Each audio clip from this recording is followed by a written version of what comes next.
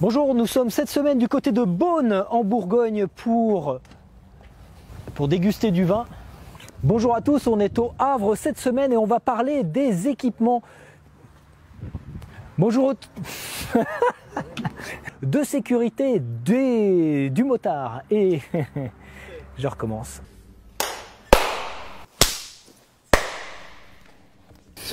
Des années de travail pour avoir un clap aussi. Allez, c'est parti. On est dans le grand hall du nouveau bâtiment de Surplus Moto. On est avec Jean-François Héraille. Bonjour Jean-François. Laurent Héraille. Comment? Laurent Héraille.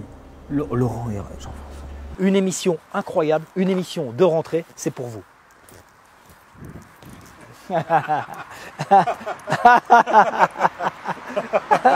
Bonjour, Damien. Laurent, ce bâtiment est nouveau. Excuse-moi. Alors, t'as dit Damien? c'est pas Damien? Non, c'est David. David. Ah bah, Ça y est, c'est parti. à partout. Partout. Et Éric de Seine, bien sûr, suivez-moi. C'est complet. Vous savez tout maintenant sur le devenir des pièces et de l'occasion de votre machin. J'ai trouvé un petit peu mou du genou aussi. Ouais. Ouais. Pour une autre émission où on va découvrir les... Ce qui est intéressant sur cette 125 mâches, c'est la maniabilité, 125 kg, 125 chevaux. Et très bientôt, à l'année prochaine. Si vous le voulez bien.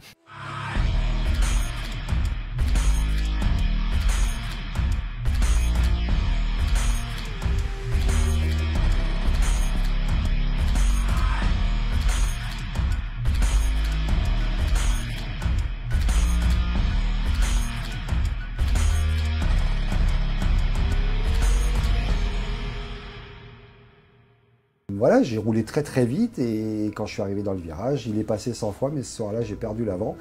Et heureusement, on était vraiment sur l'angle maximum. Du coup, elle est partie dans l'intérieur du virage, dans l'herbe, et elle a glissé et s'est relevée tout de suite, elle n'a rien percuté. Que moi, je suis resté sur la moto, j'ai pivoté avec la moto, j'ai tapé la rail de sécurité pleine tête, et je me suis cassé la colonne et élongué la moelle épinière. C'est tout ce que j'ai eu, alors c'est tout. C'est beaucoup, mais j'avais rien d'autre, quoi. Physiquement, j'avais pas de brûlure, rien de cassé. Je me suis cassé la colonne vertébrale. C'est à quel niveau? D3, D4, donc juste en dessous les pectoraux. Salut Jean-François, merci d'être venu. David, bah écoute, merci de m'avoir invité, en tout cas. Ouais, alors on est ici chez quelqu'un que tu connais bien, chez Philippe Michel. Pour nos internautes, est-ce que tu peux nous resituer ta carrière et ton palmarès? J'ai été, en l'espace d'une carrière de 20 ans, de 69 à 89, j'étais 4 fois champion de France, j'étais une fois vice-champion du monde, en 250, oui. Toujours. En 81. Oui, alors que les championnats de France étaient en endurance et en 500. Et ensuite, j'étais donc une fois vice-champion du monde et 3 fois troisième au championnat du monde, en 350 et 250. D'accord, avec 5 victoires en Grand Prix. Ah oui, ça c'est quelque chose dans les comptes. Dont sur Kawasaki, évidemment. Ouais, sur Kawasaki et Eurotro aussi. Ma première victoire en Grand Prix, c'était sur Kawasaki, en 81.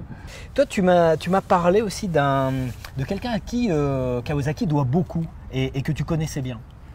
Ben, si on est tous là, Ouais. c'est grâce à Xavier Maugendre. Xavier Maugendre, qui était en 70 un passionné de moto et un petit peu aussi quelqu'un qui voulait faire des affaires dans la vie. Donc. Ouais. Et il a décidé d'importer Kawasaki. Mais imaginez-vous en 1970 ce qu'était Kawasaki. Quand on disait Kawasaki, déjà qui était nom dur à prononcer. Ah oui, mais c'est des motos japonaises, on n'aura jamais les pièces. Et il a fallu quand même arriver à faire partir cette marque de rien du tout. C'est lui. Il a su tâter. Je me rappelle son bureau. Il a mis tout son argent dans ça et son bureau était fait avec les caisses des motos. Quand il recevait les caisses du Japon, il démontait les bois, il a fait son bureau en bois, il a commencé comme ça. Il a fait appel à Gaudier Genoux qui a gonflé ses Kawasaki de route pour se battre. Les fameux duels Jean-François Baldé, Christian Léon et Chemarin. Honda, Kawasaki. Honda, Kawasaki. Oui, c'est vrai qu'on a fait un très beau début de saison. On a fait pas mal d'améliorations, surtout à Jerez. On a réussi à faire notre première pole position et l'unique en MotoGP et une très belle course. Aussi au Mans, je me suis senti super bien, donc c'est vrai qu'on a fait un très beau début de saison. Et là, on est juste après le Grand Prix de France. Alors, départ compliqué, mais une remontada fabuleuse. Hein. Oui, j'ai vraiment fait un rythme exceptionnel. Dommage que voilà, on est parti 10e. J'ai fait un très mauvais départ. J'ai perdu quelques positions, mais je me sentais super bien. Le rythme était très bon. Donc, on va essayer de continuer sur cette lancée. Alors, j'ai lu dans Motojournal, chez nos amis de Motojournal, que tu disais qu'à la mi-course, tu t'étais mis en mode qualif, vu que tu avais fait un mauvais départ, mode qualif. Donc, tu as débranché, ça a bien marché. Oui, c'est une marque moteur qui, on va dire, sur quelques virages, un petit peu plus de puissance. D'accord. Et normalement, je pouvais pas l'utiliser. C'est pas que je pouvais pas, mais ça aurait vraiment détruit les pneus. Mais je me suis dit, voilà, j'ai rien à perdre, je vais tenter. Et finalement, les pneus sont bien arrivés. Donc, j'ai bien fait de mettre cette map et aussi, voilà, pousser au maximum. Oui, on était à l'Enduro, puisqu'on est un des sponsors principaux de l'Enduro du Touquet. Et donc, Moto Blues, depuis quelques années maintenant, je crois que c'est la 6e année, est sponsor de cette superbe épreuve. Et sponsor également du team Honda officiel, dont tu fais partie, Richard, et tu es monté sur le podium. Ça s'est joué dans les tout derniers instants de la course. Tu nous racontes brièvement? Bah oui, c'est vrai qu'à l'entame du dernier tour, j'étais toujours 4e. Donc, on m'a affiché sur le panneau que j'étais 4e. Donc, pour moi, j'ai fini mon tour et au moment de passer l'arrivée, je dis bon bah voilà, je fais 4, j'étais content. Et en fait, ils me font tous signe, non, t'es 3e. Et donc j'étais vraiment surpris et content. Donc ouais, c'est vraiment bien d'avoir terminé 3e sur cette course. Thomas, vous étiez aussi au cœur du paddock chez Honda, puisque vous supportez ce team officiel Honda. Vous avez vécu ce moment un peu de liesse? Oui, alors on avait un copartenariat avec Honda, on avait notre propre camion qui était juste devant la ligne d'arrivée.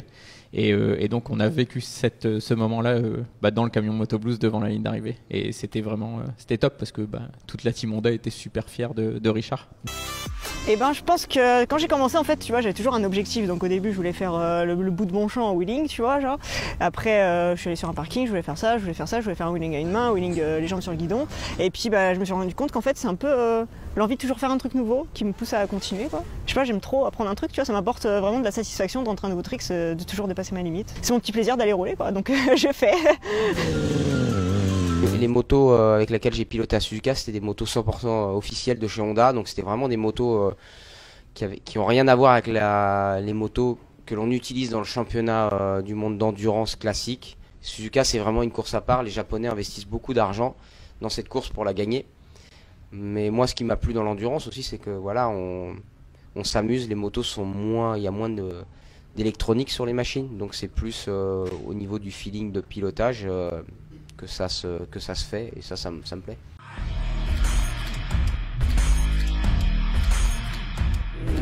Oui, on va dire que ça a pu confirmer ces sensations difficiles sur le train avant et toujours un peu de difficulté à passer vite en virage.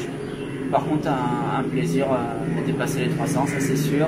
Et un circuit plus rapide. Moi, je prends du plaisir sur le circuit rapide et aussi moins de crainte de chuter parce que comme il fait tellement tout le temps chaud, eh bien, j'ai testé en Europe à Valencia et Jerez, c'était un début d'hiver.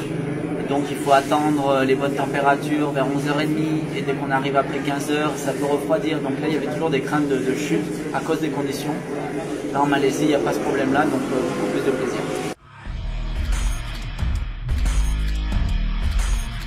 Eh bien, de la prépa physique, un peu de moto. J'ai pu rouler en plan supermotard. Il fait froid en France. Je ne suis pas descendu en Espagne, mais j'ai quand même pu être sur le circuit et lorsque les bonnes températures étaient là, faire des tours et au moins reprendre des sensations avec l'asphalte avant de partir en Malaisie.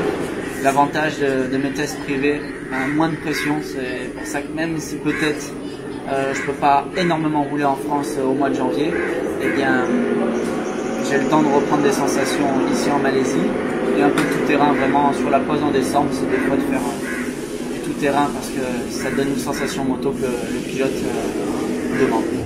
Ça se passe admirablement bien, la vie est belle. Merci Jules Cluzel qui nous a apporté 2 victoires et une pole position déjà.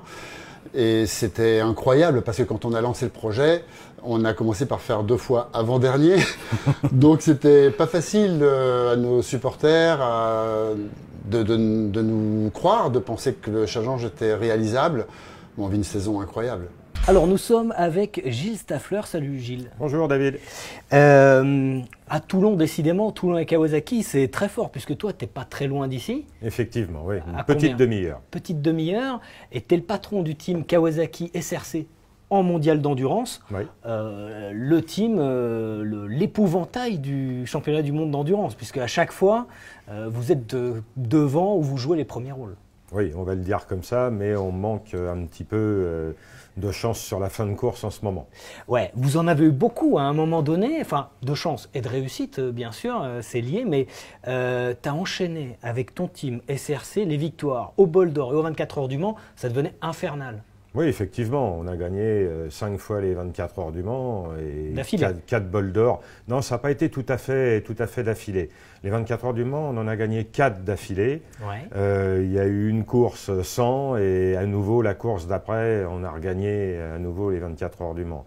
Et les bols d'or, oui, il me semble qu'on les a pratiquement tous gagnés d'affilée. Oui. Alors, est-ce que c'est le team SRC qui perd quand les autres gagnent ou est-ce que c'est les autres qui gagnent à la régulière? Parce que c'est l'impression qu'on a, c'est que quand vous avez un problème, les autres peuvent gagner. Est-ce que c'est toujours le cas? Ça, je dirais que ça va dans les deux sens. Non, on peut pas dire ça. De toute façon, dans l'endurance, il y a une part de chance, c'est sûr. Donc, il faut essayer d'avoir la chance jusqu'au bout. Et bon, quand on l'a, ça réussit. Quand on ne l'a pas, on réussit pas. Est-ce que c'est des cycles un peu l'endurance? On parlait, il y a eu le cycle Dominique Mélian, il y a eu le cycle avec le CERT, le Suzuki Endurance Racing Team, le cycle Kawasaki SRC. Yamaha est dans une bonne dynamique ces derniers temps. Est-ce que c'est des cycles? Oui, on peut peut-être rapprocher ça comme ça. Et Honda, effectivement, Honda, c'est Honda, là. Honda, ouais. Là maintenant c'est Honda. J'espère qu'on va arrêter ce cycle-là dès les prochaines 24 heures du Mans. Ah. Ça va? Dis donc, on recommence la question. Nous, on s'est déjà entraîné avec des... Nous, on est chaud. Ça, je sais, je connais. Il paraît que t'es pas mal sur ce circuit. Je le connais un petit peu, ouais. Parce qu'il m'a dit, je perds en pilotage en ce moment, mais c'est pas définitif. Ah si, justement, avec l'âge. Et c'est ton coup, hein. C'est un bon coach, il serait bon en athlète aussi, mentalement. Mentalement peut-être ouais. Après sur le reste je sais pas mais non mais mentalement il est bien parce qu'il a jamais ma phase de désamourement. Bon, Régis, c'était le dernier Français à avoir gagné en Grand Prix en catégorie Rennes, c'était il y a 20 ans. Aujourd'hui, on a 2 Français en catégorie Rennes, on a Zarco, on a Quartararo. Enfin voilà, comment tu vois leur chance? Disons que ça fasse 20 ans, ça me rajeunit pas, ça rajeunit personne, mais en fait ce qu'il y a d'embêtant surtout, c'est qu'il n'y en ait pas eu avant. Parce que c'est sûr que pour moi, c'est dommage que déjà ça fait déjà 20 ans. Donc maintenant leur chance, j'espère qu'elles vont être bonnes.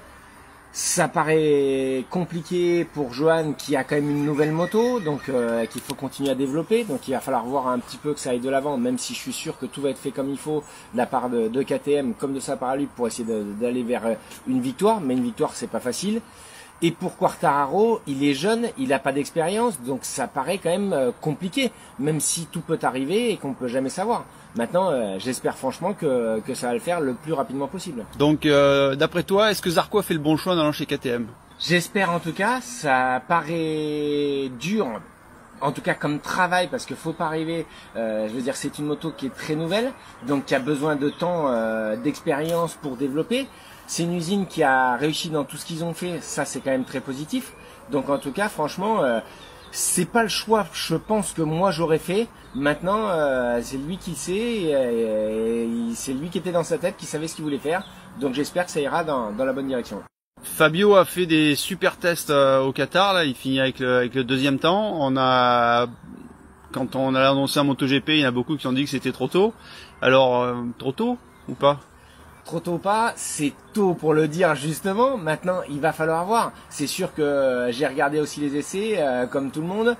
Ça fait plaisir déjà, parce que c'est vrai que ça fait plaisir de le voir déjà, on va dire, aux avant-postes. Maintenant, les essais, c'est un tour, c'est pas une course. c'est pas tout ça. Maintenant, on va voir. Mais en tout cas, ça prouve juste encore une chose, une fois de plus, c'est que cette fameuse Yamaha est quand même une moto très facile à apprendre pour les jeunes pilotes. Et tant mieux. La preuve avec Fabio. Et en tout cas, j'espère que ça ira dans la bonne direction. Rossi, 40 ans, toujours là. Est-ce que, d'après toi, il ne va pas faire la saison de trop? Bah, là, déjà, si je dis pas de bêtises, je crois qu'il a un contrat pour encore 2 ans, si je dis pas de bêtises. Donc en fait, c'est vrai que la saison de trop, c'est sûr que ça peut l'être. Maintenant, dès le moment où si c'est la saison de trop sans résultat, c'est pas grave. Tout ce que je ne veux pas et que personne ne veut, c'est sûr, c'est qu'il aille se blesser et se faire mal. Et c'est ça le plus gênant. Donc en tout cas, je pense qu'il peut être encore performant. Il l'a prouvé même là dans les essais du Qatar. Donc à voir. Je pense qu'il peut être encore performant. J'en suis quasi sûr. Bonjour. Salut Antoine, merci de nous avoir rejoints. Antoine, 5 fois champion du monde d'enduro. Ouais, j'ai eu pas mal de chance, ouais. Et beaucoup de talent.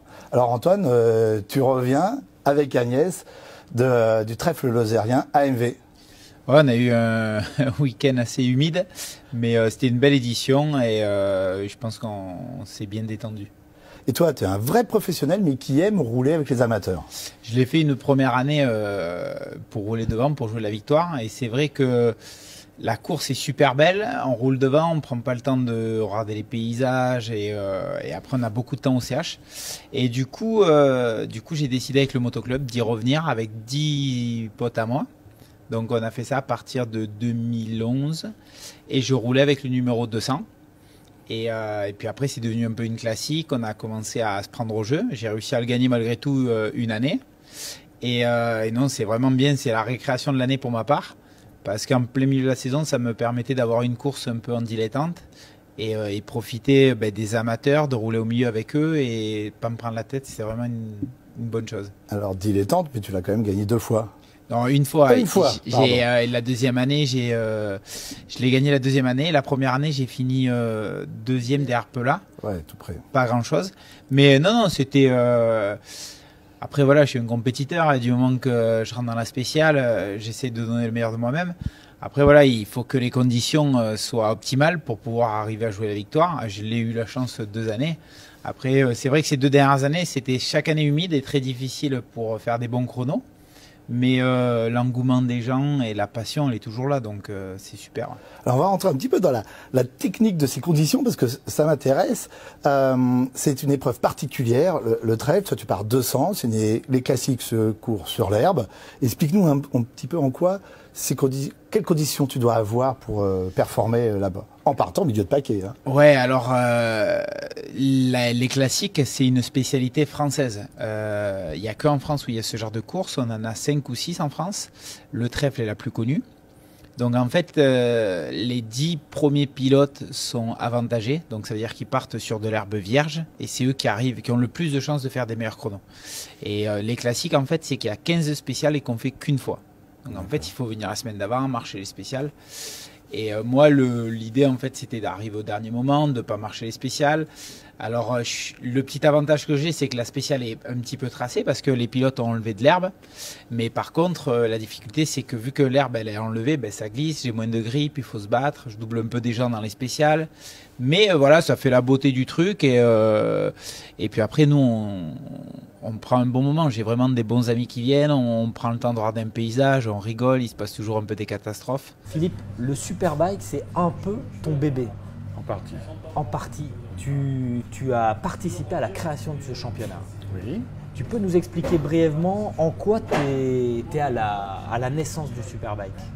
Eh bien, disons que le championnat du monde Superbike a été créé sur une suggestion de Jim France, qui était le patron de la compétition moto à Daytona, et qui, dans les années 80, n'avait plus de plateau digne des 200 miles, alors que dans les années 70, il y avait tous les meilleurs pilotes du monde, Agostini, Roberts, Shin, Cecotto, tout le monde.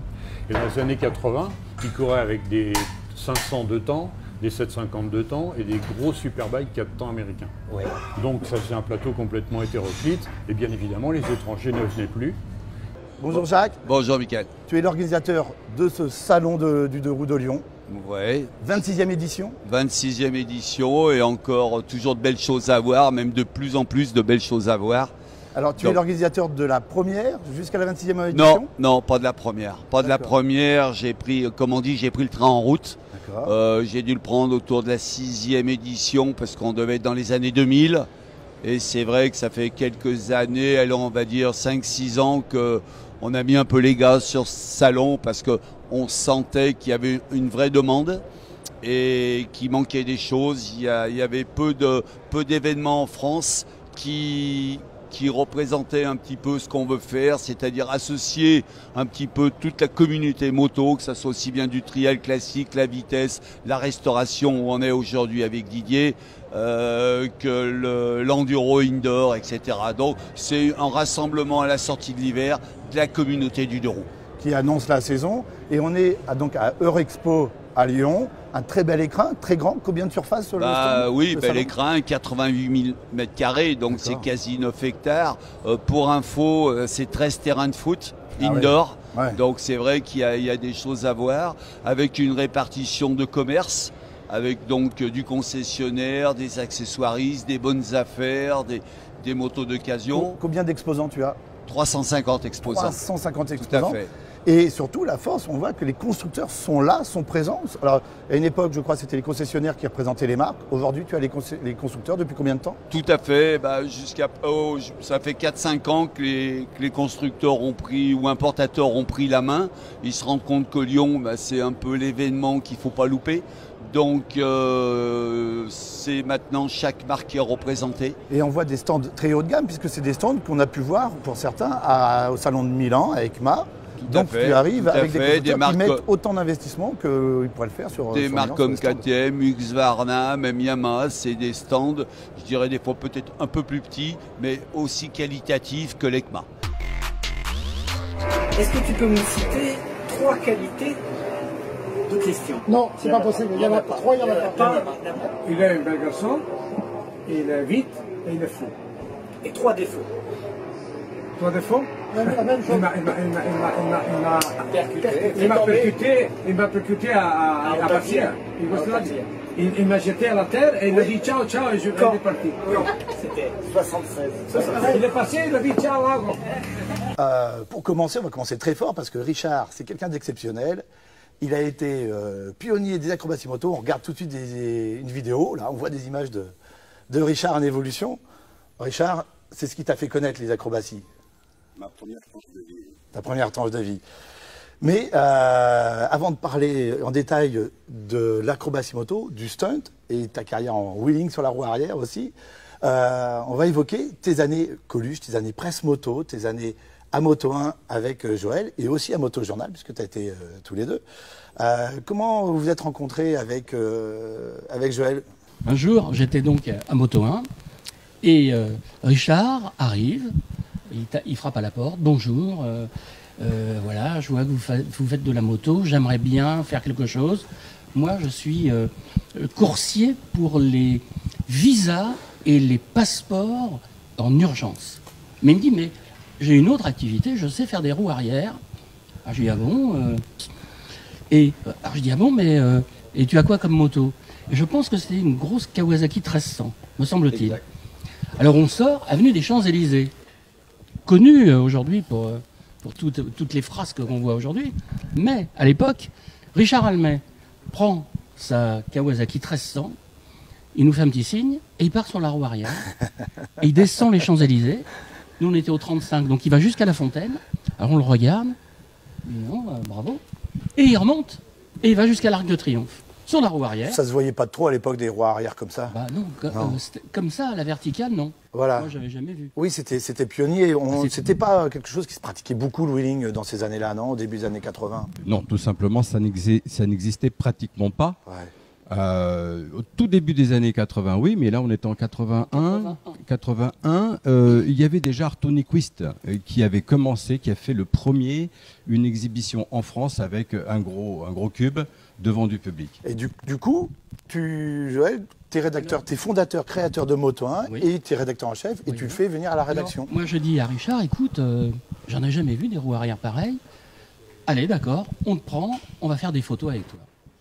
Et on a commencé à faire des photos. Alors à chaque fois qu'il y avait une moto à mettre à la verticale, pour faire des couvertures, on prenait Richard. Au début, on parlait de cascade moto, tu as amené le terme d'acrobatie. Exactement. Donc à ce début des années 80, il faut se rappeler que en cascade, c'était les cascadeurs genre la famille Bataille, les gens s'unissent. Donc ça faisait des spectacles dans les villages, ça battait le tambour dans le village pour ameuter les personnes à la sortie du village. Et c'était des voitures qu'on cassait, des voitures sautaient les unes sur les autres, ça mettait le feu et souvent de l'huile par terre. Donc c'était ça l'image du cascadeur. Donc de loin, l'impossibilité de faire ce genre de choses. Et la cascade était très mal vue dans le domaine des circuits, dans les courses, dans la moto. D'abord, mes premières exhibitions, on m'appelait cascadeur et j'ai toujours lutté contre ça. Cascade, c'est plutôt une chute et une chute, pour moi, c'est un numéro raté. Donc, j'étais pas du tout cascadeur. C'était de l'acrobatie avec des figures libres, c'est voilà, ça j'appelais ça des figures libres à moto. Et c'est venu bien après. C'est venu après, au début des années 90, à la fin des années 80, où le stunt est arrivé en masse. Par les jeunes, manque de moyens comme moi certainement à l'époque, ne pas avoir d'activité possible sur un circuit, donc tu fais ça sur la route et le stunt a commencé par la suite, à la fin des années 80, à se démocratiser. On va un petit café. Ah bah c'est cool, génial, je te remercie. Bonne soirée hier. Très bonne soirée. Ouais, je vois que tu attaques fort. C'est la résurrection. Alors, les Sultan of Sprint, c'est une grande fête. C'est des runs, des motos archi préparées. C'est des runs très sérieux, mais sans se prendre au sérieux. C'est la fête, c'est l'amusement. Toi, t'es le grand vizir de tout ça. Ça a germé dans ton esprit fou. Je sais pas, ouais. Un peu fou peut-être. Explique-nous un petit peu comment naît le Sultan of Sprint, d'où ça vient, les origines, tout ça. Alors Sultan of Sprint, c'est une longue histoire. Ça a commencé il y a 4 ans, mais c'est simplement venu. Je veux dire, à la suite d'une moto que j'ai construite qui a eu pas mal de succès, qui était un sprint bike sur une base de BMW. On continue notre visite au salon du 2 roues de Lyon sur le stand Wunderlich. Mais qui vois-je? Jean-Pierre Goy. Alors t'es en noir, mais t'as pas ton masque de Batman aujourd'hui. Et j'ai pas la bonne moto. T'as pas la bonne moto, mais parce que quand même petit rappel, Jean-Pierre Goy, doublure de Batman, doublure de James Bond, c'est pas n'importe qui. Alors, et Wunderlich, c'est quoi alors exactement? Alors Wunderlich, c'est une marque allemande qui existe depuis une trentaine d'années. C'est Erich Wunderlich qui a fondé cette entreprise. Il est parti sur les modèles BMW. Il est parti, il y avait un petit catalogue de 7-8 pages. Il faisait ça dans son garage. Maintenant, on est 70 employés. On a vu les catalogues, là, ils sont énormes. 3700 références. Plus de 20 000 références en stock à l'usine, prêt à partir. Donc, nous, on fait que pour BMW. Tous les modèles, que ce soit un peu le GS ou les R, les RT, les 90, on verra tout à l'heure. Voilà, on est vraiment spécialisé BMW. Monsieur Vincenzi, merci de nous recevoir ici dans la JV Academy. Bonjour et merci à vous. C'est notre plaisir. Avant de créer JV, vous avez été pilote, vous avez fait de la compétition moto. Pouvez-vous nous raconter un petit peu? Oui, j'ai fait des courses pendant 20 ans. La dernière année en 1969. J'ai fini 3e du championnat du monde. J'étais second derrière Agostini. J'ai eu un accident en Finlande et à la fin j'ai fini 3e.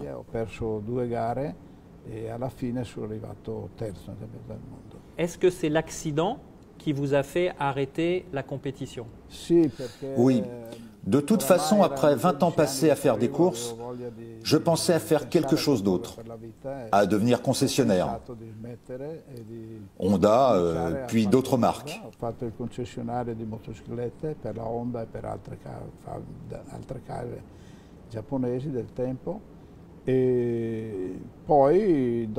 Et puis j'ai commencé à faire quelques accessoires pour les motos que je vendais. De là est venue petit à petit la passion pour fabriquer des accessoires. Puis je suis arrivé là où j'en suis. Et pourquoi avoir créé les top cases, les valises? Qu'est-ce qui vous a donné l'idée? Pourquoi? Parce que je pensais que la moto était un succès dans le monde, pour occuper le temps libre, pour se balader en vacances.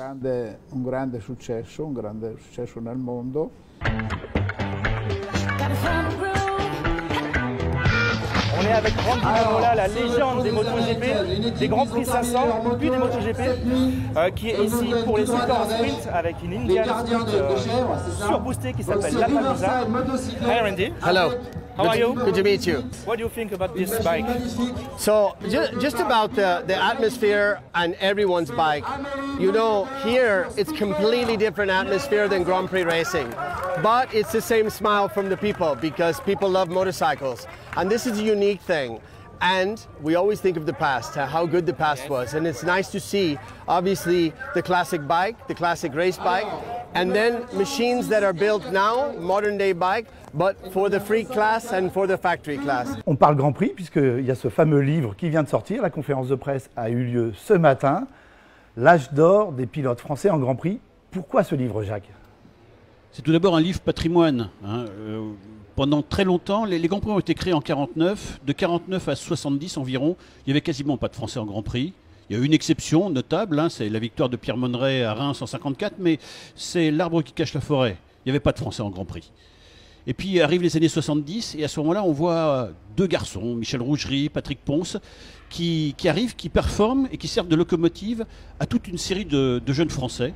Et très vite, on se retrouve avec des dizaines de Français dans les paddocks, des dizaines de Français sur les grilles de départ, et des Français qui performent là aussi. Des Français qui montent sur les podiums, qui remportent des Grands Prix, qui deviennent champions du monde.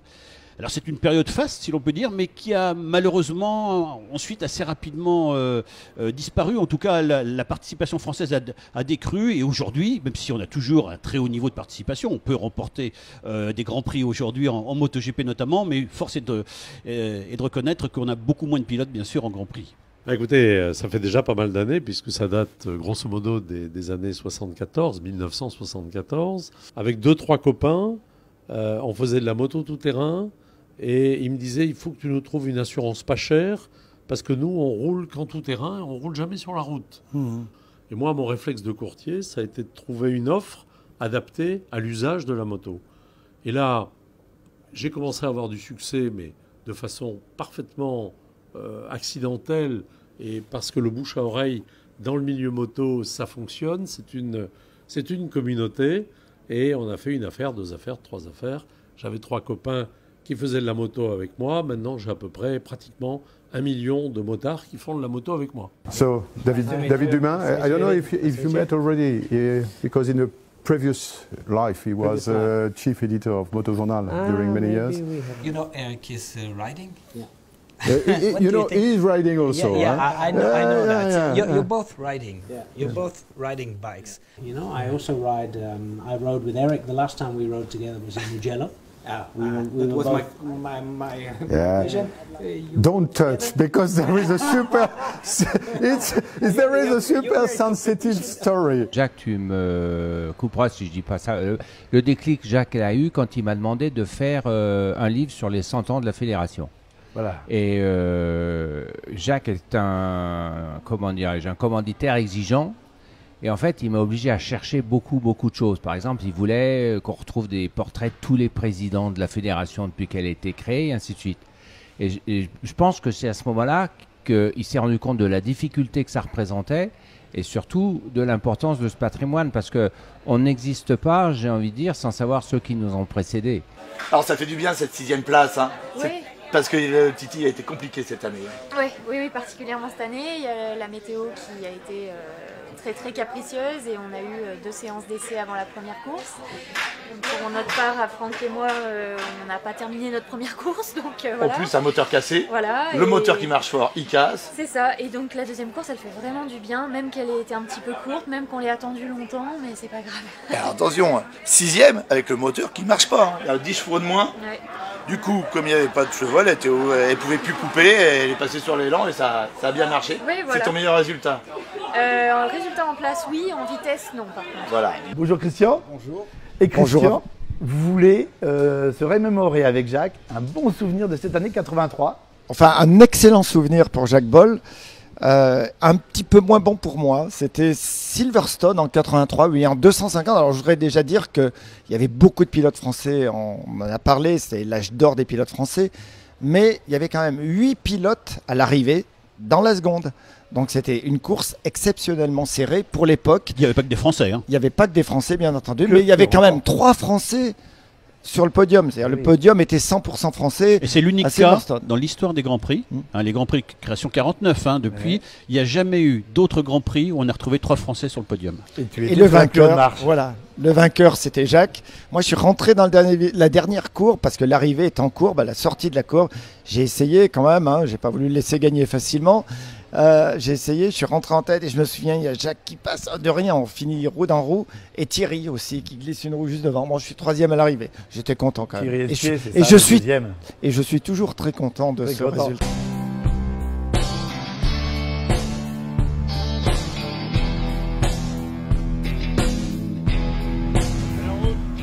Alors, invité exceptionnel ce soir, on est avec Pierre Billon. Salut Pierre. Salut. Un petit exceptionnel non, attends, ça fait plaisir, un truc de moto, je viens. Voilà. Et ben voilà, c'est un vrai motard, voilà. et c'est un copain de Johnny, un copain de longue date. Exact. Tu as écrit beaucoup de chansons pour lui? J'ai écrit beaucoup de chansons, j'ai produit 12 ou 13 albums de Johnny. Voilà. Je suis un de ceux qui a tenu le plus longtemps. Et c'est comme Johnny, c'est un vrai motard. Tout à fait. Un vrai motard. Et toi, tu es tombé sous le charme des Indians. Ouais. Alors, par accident peut-être au début. En vérité, je trouvais la moto belle, mais j'étais toujours avec mes Harley, moi on a toujours Harley. Les voyages qu'on a fait avec Johnny, on a fait 2 très très gros voyages qu'on a fait en Harley. Et puis malheureusement, le 3e voyage qu'on a voulu faire, alors que ces voyages étaient tous des voyages très intéressants, parce que dans le cas de Johnny, il y a toujours de la presse, il y a toujours tout ce qui se passe autour, enfin, etc. Et le dernier voyage, on n'a pas eu une bonne réaction d'Harley, alors qu'on a toujours acheté nos motos, mais on voulait les motos pas forcément pour les prêter ni quoi que ce soit, mais surtout pour ne pas avoir à aller les chercher c'est compliqué pour Johnny d'aller les chercher dans un Eagle Nest quelque part. Tout ça, c'est relativement complexe. Donc c'est mieux pour lui qu'elle soit livrée à l'hôtel. Donc j'ai appelé à ce moment-là Harley Davidson, qui avait certainement un nouveau DIRCOM ou une nouvelle direction de marketing, et qui a dit non mais je ne vois pas quel genre de publicité pour nous ramener Johnny Hallyday. J'ai renvoyé un mot. C'est pas bien le personnage alors. Je crois que vous êtes gouré, je parle de Johnny Hallyday, pas Lucien Hallyday, celui qui habite Sarcelles, non, c'est Johnny Hallyday. Non mais monsieur, ça n'est plus la politique de la maison. J'ai été voir Johnny, j'ai dit écoute, tu voulais qu'on ait des motos à dispo, franchement, ils n'ont pas été sympas avec moi. J'ai pas dit ils n'ont pas été sympas avec toi, en parlant de Johnny, parce que sinon ça aurait été une horreur. Ils n'ont pas été sympas avec moi. Il m'a dit dans ce cas-là, tu fais ce que tu veux. J'ai appelé Indian, je suis venu 2 fois sur des soirées Indian, je trouvais les gens très très sympas. Et Pierre m'a dit, mais écoute, si tu veux des motos pour cette balade, sans aucun, il ne demandait rien, ça ne demandait ni retour de photos, ni quoi que ce soit, il ne demandait que dalle. Il a dit, on serait ravis que vous rouliez là-dessus. Il a donc donné les motos pour qu'on puisse rouler avec, on s'est régalé, Johnny s'est régalé, et puis il y a eu les films de fait dessus, et puis malheureusement est arrivée l'horreur qu'on connaît. Et donc voilà. Tu es toujours resté fidèle à Honda. Absolument, toute ma carrière avec Honda, et ravi d'être là aujourd'hui sur ce festival Café Racer, où Honda joue aussi effectivement un rôle important en présentant la gamme et quelques motos un peu limited. Voilà. Alors au niveau limited, vous avez fait un truc super. Tu as mis en relation Honda avec une boutique très tendance. Toi, t'aimes la mode, t'aimes le fashion, t'aimes le style. Sébastien, parle-nous un peu de nous ce concept. Nous, Concept Store, c'est un beau projet avec une équipe de passionnés. Il y a beaucoup d'âmes du milieu streetwear, fashion, avec une communauté qui est aussi très passionnée de moto.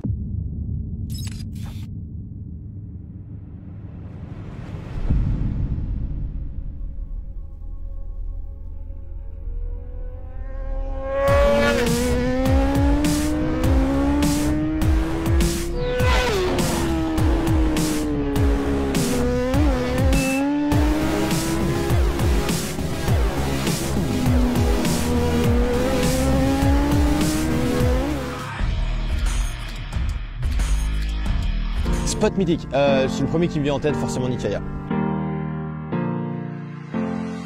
Parce que c'était le spot où tout le monde se regroupait. Et ouais, c'est vrai que le Nikaya, c'est le spot mythique, quoi, la légende, on va dire. Voilà, on pouvait rouler librement, les flics qui nous embêtaient pas. Qui a pas rêvé ou qui a pas été, qui a traversé la France en plein été sans une thune à dormir dans le camion pour aller au Nikkei, enfin tout le monde.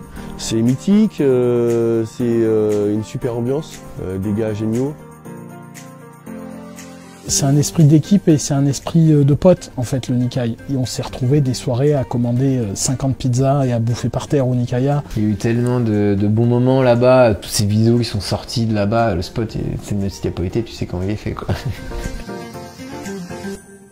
J'ai roulé une fois au Nikkei et je me disais je vais aller sur le spot mythique qu'on voit sur toutes les vidéos. Bon là du coup c'était carrément un pur kiff. Dans les meilleures sessions que j'ai faites c'était là-bas. On passait des journées à s'amuser, à rouler, à déconner. Dans les vacances de stunter c'était le top. Bordeaux c'est la mecque du stunt pour moi quoi. Il y a Nice, c'est culte, c'est clair. Mythique c'est là où t'as des gens aussi, où t'as vécu des trucs particuliers. Malheureusement là c'est la fin, c'est un peu sur le déclin, les Nikkei ils cassent tout pour le tram. Ça manque un peu les trucs comme ça, mais c'est le problème de spot quoi. Maintenant on a du mal à avoir des spots où on peut faire du bruit sans avoir de galère. Donc, Il s'est passé tellement de choses au Nikkei que dans l'esprit des stunters, je pense que le Nikkei ça restera toujours quelque chose. Et c'est pour ça que le nom de la page qu'on avait créée c'était Nikkei Stunt et Family, après ça veut tout dire. Le point qu'on peut dire plus globalement sur l'accidentalité moto, c'est qu'elle représente, bon an, mal an, plutôt mal an d'ailleurs, 20% des morts, alors qu'on estime que c'est à peine 2% du trafic. Donc c'est considérable. C'est à peu près vrai dans les autres pays d'Europe. 350 RDLC, alors là j'ai une 31K mais j'ai une 4LO par ailleurs. 650 XS. Ouais. Qui était la moto de mon oncle, donc c'est là-dessus. La première moto que j'ai démarrée au démarreur électrique, c'était cette moto-là. La Verda 750, celle de papa. Ouais. Et en fait, ce qu'il ne sait pas, c'est que quand j'avais 13 ans, 14 ans, je revenais de l'école, je la démarrais, et papa la garait dans un parking où il y avait 300 mètres de longueur, et je faisais aller les retours en première et en seconde jusqu'à ce que je puisse plus respirer. Celle-ci, elle t'a fait rêver. Ouais, celle-là, elle m'a fait rêver. Et c'est pour ça que, d'ailleurs, sur mon casque, il y a du vert toujours. Oui. Parce que c'est le vert de cette moto-là.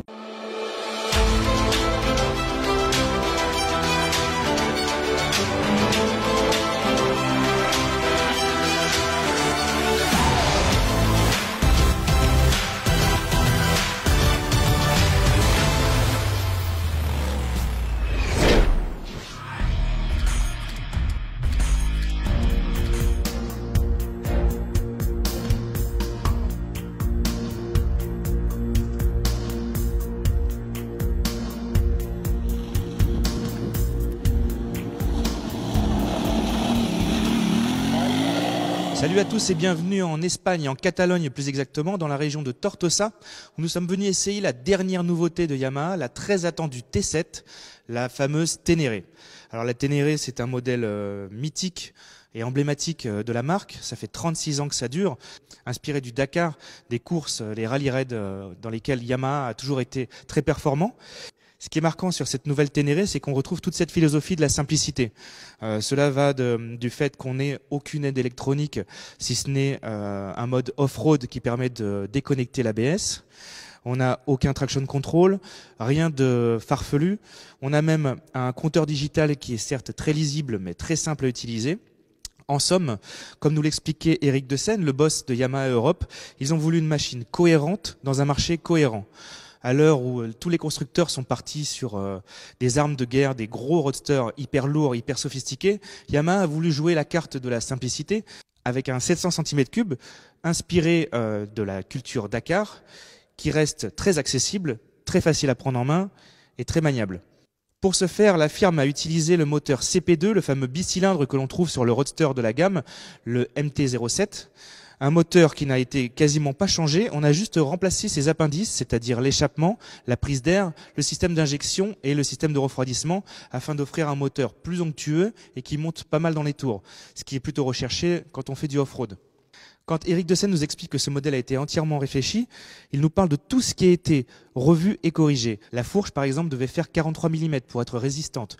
On voulait une hauteur de selle de 875 mm pour avoir une approche un peu plus haute, mais pas trop haute pour que ce soit accessible à tous les gabarits. Car il faut dire que l'ergonomie a été entièrement vue pour tout type de gabarit. Et parmi les éléments sur lesquels Yamaha ne voulait pas lésiner, il y a aussi l'éclairage. On a cette fameuse tête de fourche à 4 feux à LED qui fait la nouvelle signature de la Ténéré.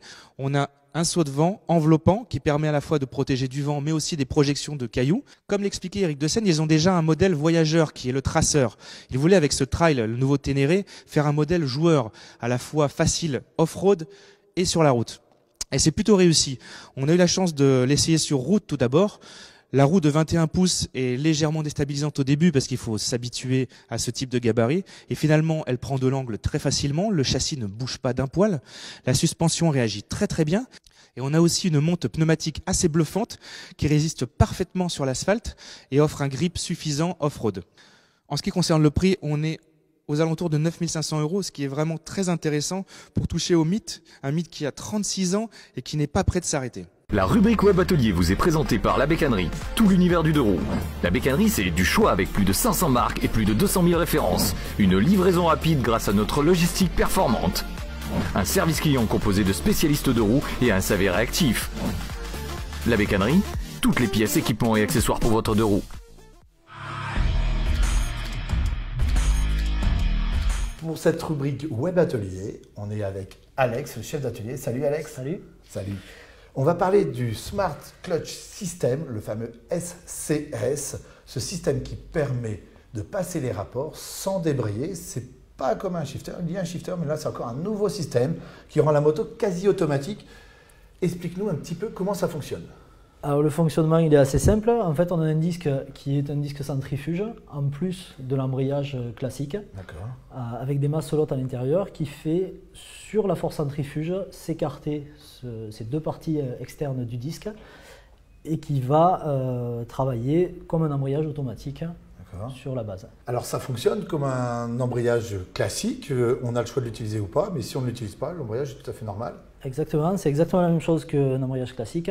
Ici on a juste 8 disques et 9 plateaux sur la version classique et 10 disques et 11 plateaux sur la version SCS. SCS, d'accord, un petit peu plus. Mais alors ce qui est super, c'est qu'on a un carter transparent. Exactement. On voit le fonctionnement. On voit tout le fonctionnement de l'embrayage.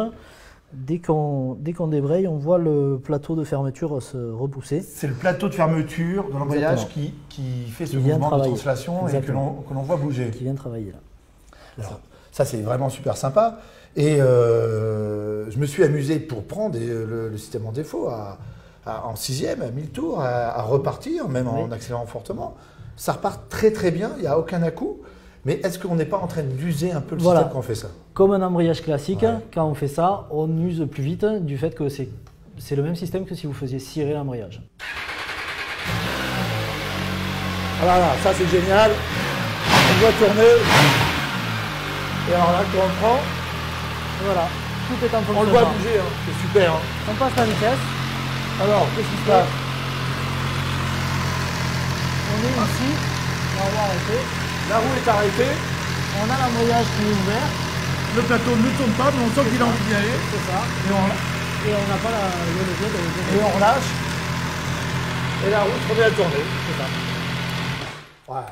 Voilà. Franchement, c'est un système très bluffant qui n'est que mécanique, sans électronique. Du tout, c'est que mécanique.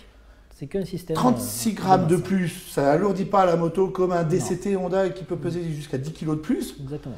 Et c'était un système qui a été développé par une boîte américaine, je crois. Ça s'appelle Recluse. Ils sont très forts sur la partie technique, sur les crosses, enduro, tout ça. Ça a déjà été développé pour ces parties-là essentiellement. D'accord. Voilà. Et ça coûte dans l'ordre environ de 1 800 € de plus en option. Voilà, en option sur ce modèle-là. Et niveau entretien, est-ce qu'il y a une préconisation particulière sur ce système? Oui, il y a des petites plaquettes de glissement qui sont remplacées tous les 7500 km. D'accord. Et la première prise en charge est effectuée par MV Agusta. D'accord, il n'y a rien à payer sur la première révision. Pas la première révision. Merci beaucoup Alex pour ces explications techniques. C'est bien.